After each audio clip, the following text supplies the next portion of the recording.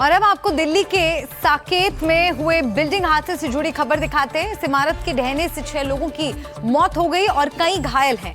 इस मामले में लगातार एक्शन भी लिया जा रहा है। 2 इंजीनियर्स को सस्पेंड कर दिया गया है। साफ नजर आ रहा है कि बिल्डिंग के निर्माण के वक्त और उसके बाद नियम कायदों की धज्जियां उड़ाई गई।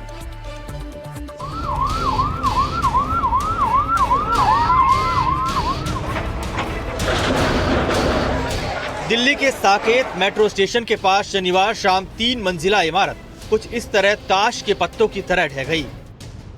इस हादसे में 6 लोगों की मौत हो गई। इस इमारत के पास एक कैंटीन भी थी जहां छात्र खाना खाने आए थे। ये पूरी इमारत देखते ही देखते मलबे में तब्दील हो गई। बचाव अभियान अब भी जारी है। आशंका जताई जा रही है कि कुछ लोग अब भी मलबे में दबे हो सकते हैं। इस दर्दनाक हादसे पर एक्शन लेते हुए सरकार ने मजिस्ट्रेट जांच के आदेश जारी किए हैं और 2 इंजीनियरों को सस्पेंड कर दिया है।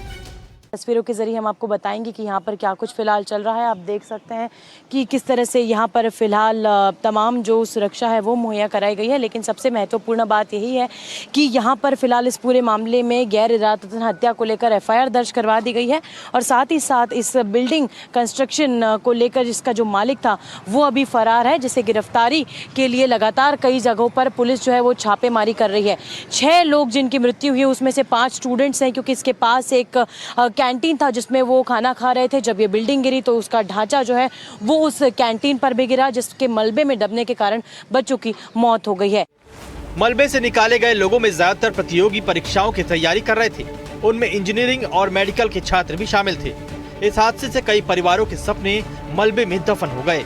पुलिस ने गैर इरादतन हत्या समेत कई गंभीर धाराओं में FIR दर्ज की है। बिल्डिंग का मालिक फरार है। पुलिस उसकी तलाश में जुटी हुई है। इस हादसे में ये सामने आया कि साफ तौर पर नियमों की धज्जियां उड़ाई गई। ये इमारत बगैर नक्शे के तैयार की गई थी और लगातार कई और मंजिलें इसके ऊपर बनाई जा रही थी। बेसमेंट के अलावा पहले से 3 मंजिलें मौजूद थी। इस मामले में 2 इंजीनियर्स को सस्पेंड किया गया है। दिल्ली की CM रेखा गुप्ता बिल्डिंग गिरने वाली जगह पर पहुंची, राहत और बचाव के कामों का जायजा लिया। उनके निर्देश पर तुरंत कार्रवाई करते हुए महरौली थाने में आपराधिक मामला दर्ज कर लिया गया है। बिल्डिंग है उन सब के खिलाफ कार्रवाई होगी। इस दर्दनाक हादसे ने एक बार फिर दिल्ली में जर्जर और अवैध निर्माणों पर बड़े सवाल खड़े कर दिए हैं। फिलहाल आगे की जांच की जा रही है। तेजश्री पुरंदरे के साथ ब्यूरो रिपोर्ट NDTV इंडिया। और आइए अब आपको बुलडोजर कार्रवाई से जुड़ी 2 तस्वीरें दिखाते हैं। एक तस्वीर है दिल्ली के शालीमार बाग की, जहां सड़क चौड़ीकरण के लिए 150 अवैध मकान ढहाए जा रहे हैं, तो दूसरी तरफ अहमदाबाद में 4 लेन सड़क परियोजना और सरकारी जमीन को खाली कराने के लिए प्रशासन ने भारी अतिक्रमण हटाया है।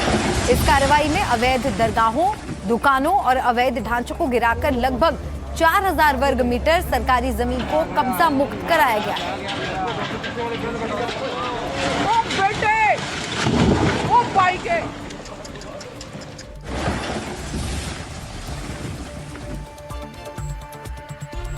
और अब दिल्ली के शालीमार बाग के बारे में आपको विस्तार से बताते हैं, जहां दूसरे दिन भी बुलडोजर कार्रवाई जारी है। यहां 150 अवैध मकानों को ढहाया जा रहा है। आए दिन लगते आते रहे ट्रैफिक जाम के चलते सड़क चौड़ीकरण का ये फैसला लिया गया।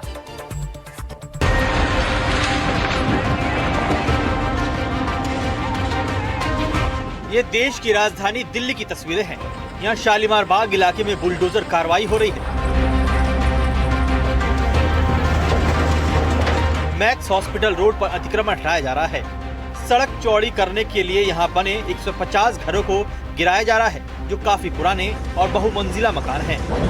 इस वक्त मैं आपको वहीं पे खड़ा हूँ और आपको यहाँ की तस्वीर दिखाता हूँ कि जो 143 मकान को जिसको प्रशासन ने चिन्हित किया था, दूसरे दिन भी वहाँ पर बुलडोजर चलाया जा रहा है। आप तस्वीरों के जरिए देख रहे होंगे, हमारे सहयोगी अमन आपको दिखा रहे होंगे कैसे बुलडोजर जो अतिक्रमण किया गया था, अवैध निर्माण किया गया था लोगों द्वारा, उस पर कैसे बुलडोजर जो है प्रशासन का चल रहा है। दरअसल पूरा मामला जुड़ा हुआ है ज़मीन के चौड़ीकरण को लेकर। यहाँ पर आए दिन जो है समस्या होती थी और ये बताया जा रहा है कि ये सरकारी ज़मीन थी, जिसको लेकर प्रशासन ने पहले ही लोगों को नोटिस दे रखा था और कहा था कि ये अवैध कब्जा है। उसी को लेकर प्रशासन जो है ये कार्रवाई कर रहा है।